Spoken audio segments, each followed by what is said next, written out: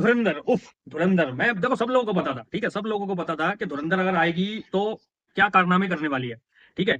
Toxic ऐसे ही जो है वो पीछे नहीं हटी, और अभी भी खबरें निकल के आ रही हैं कि कुछ फिल्में और भी हैं जो आने वाले समय में शेड्यूल्ड हैं, वो आगे खिसक सकती हैं, क्योंकि अभी तो स्टार्ट हुआ है भाई धुरंधर का। आप क्रेज स्टार्ट करें, याद करें, माफ कीजिए, जो पहली वाली धुरंधर थी उसमें तो अक्षय खन्ना ने खा लिया था, ठीक है, और उसका इस कदर के उसका पूरी तरह से क्रेज खत्म भी नहीं हो पाया, और इन्होंने धुरंधर पार्ट 2 भी डाल दी। अब आप देखें, ये कम से कम लगभग लगभग एक साल तो चलने वाला है, ठीक है, भले ही थिएटर से निकल जाए और भी फिल्में आए वो बात अलग है, लेकिन ये एक साल आपको धुरंधर और रणवीर सिंह, अक्षय खन्ना हर सोशल मीडिया प्लेटफॉर्म पे आपको दिखने वाले हैं, इसकी तो आप गारंटी मान के चलो, ठीक है। अब इन सब के अलावा भी बहुत सारे लोग, जैसे मतलब जो इंसान देख रहा है, मतलब पिछली वाली धुरंधर पे भी तो आप देखें, बहुत सारे लोगों ने, जो बहुत बड़े बड़े क्रिटिक्स हैं, उन लोगों ने जो है वो रिएक्शन नहीं दिया था, कुछ रिपोर्ट नहीं डाली थी।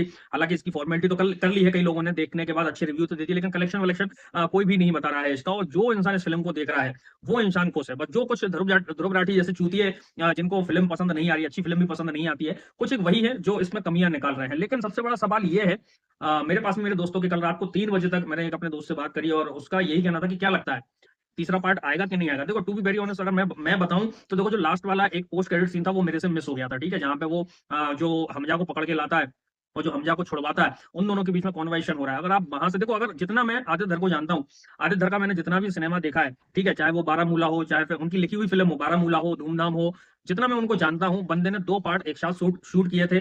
और कहीं हद तक लोग इसको ये भी बोल रहे हैं कि भैया ये तो ओटीटी सीरीज जैसी है। भाई ओटीटी भी हो, लेकिन आप दिमाग देखें, जीनियसनेस देखें आप आदित्य धर की, उसने दिमाग वही लगाया, 8 घंटे की प्रॉपर एक सीरीज बनाई है, और वो चैप्टर वाइज हमें थिएटर में दिखाई गई है, ठीक है, क्योंकि उसे पता था, उसे बिलीव था ये फिल्म चलने वाली है, उसकी नीयत बहुत साफ थी, ठीक है। अगर आप इसको ओटीटी भी बोलना चाहें तो ओटीटी आप बोल सकते हैं, क्योंकि 3 महीने के अंदर, आजकल वैसे ओटीटी पे देख रहे हैं 5 एपिसोड अभी डाल दिए, 5-6 महीने वाले डाल रहे हैं, तो उसने भी क्या 3.5 घंटे की फिल्म एक बार में डाल दी, उसमें 7 चैप्टर दिखा दिए, 4 घंटे की एक बार में डाल दी, उसमें 7 चैप्टर दिखा दिए, तो प्रॉपर एक ओटीटी सीरीज वैसे भी बन गई है।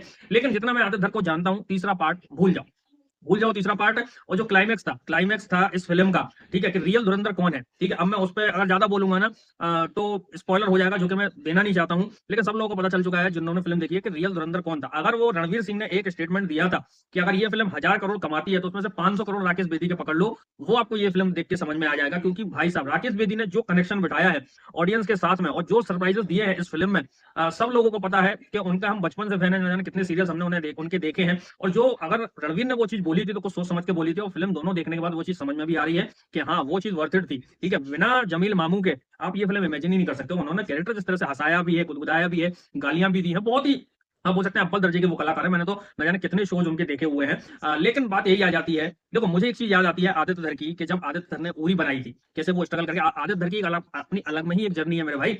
आदित्य धर आज इंडिया के सबसे बड़े क्रिकेटर होते, अगर लोगों को पता होगा तो अच्छी बात है, नहीं पता तो मैं बता दूं, अंडर 19 वर्ल्ड कप में इंडिया के लिए बंदा सिलेक्ट होने वाला था, इतना तगड़ा क्रिकेटर था, लेकिन स्टुअर्ट बिन्नी करियर खा गया। Stuart Binny, Roger Binny world cup winning team के मेंबर के बेटे थे, उनकी जगह पे आदित्य धर की जगह स्टुअर्ट बिन्नी का नाम आ गया, और सबसे लास्ट में जो नाम आया था वो आदित्य धर का आया था। लेकिन सही रहा, अगर वो क्रिकेट खेलने लगते तो शायद से हमें ये इंडियन सिनेमा को बदलने वाली फिल्म नहीं मिल पाती, अगर वो उस टाइम पे क्रिकेट में चले जाते। उन्होंने अपना पैशन छोड़ा, क्रिकेट छोड़ा, दूसरा पैशन फॉलो किया, और आप देखें, जीनियस जीनियस ही होता है, अगर आप में टैलेंट है तो आप कहीं पे भी जलवा बिखेर सकते हैं, वो आदित्य धर ने यहाँ पे करके दिखा दिया है। आदित्य धर का जब पीक टाइम चल रहा था, उरी आई थी, उरी अच्छी खासी हिट हो गई थी, प्रशंसाएं बटोर ली थी उरी ने।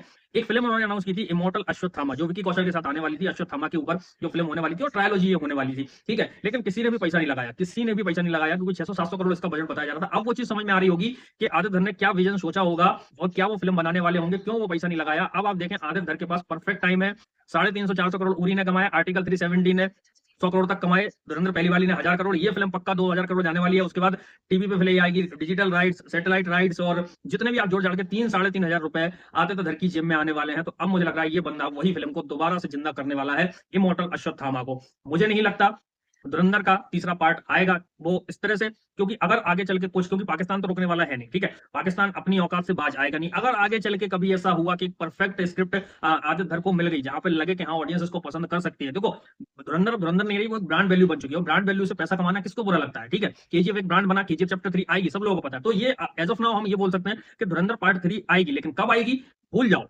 भूल जाओ। क्योंकि अगर कुछ अच्छी स्क्रिप्ट मिली है, क्योंकि बहुत सारी चीजें ऐसी उन्होंने छोड़ी हैं जो मैं इस वीडियो में नहीं बता पाऊंगा, अगर बताऊंगा तो स्पॉइलर हो जाएगा, वो स्पॉइलर फ्री रिव्यू में बात करेंगे।